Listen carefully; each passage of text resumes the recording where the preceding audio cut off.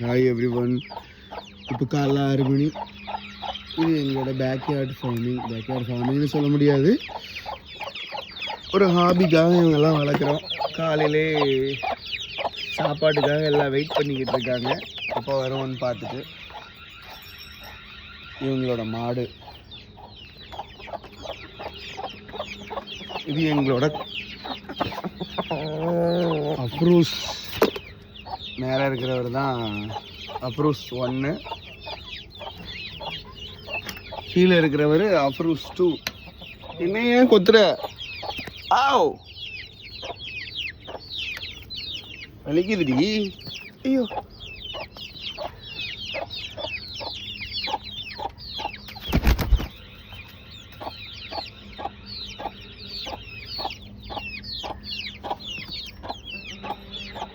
காலையில எல்லாம் சாப்பாட்டுக்காக வெயிட் பண்ணி கடைசியில் என்னையே கொத்த ஆரம்பிச்சிட்டாங்க.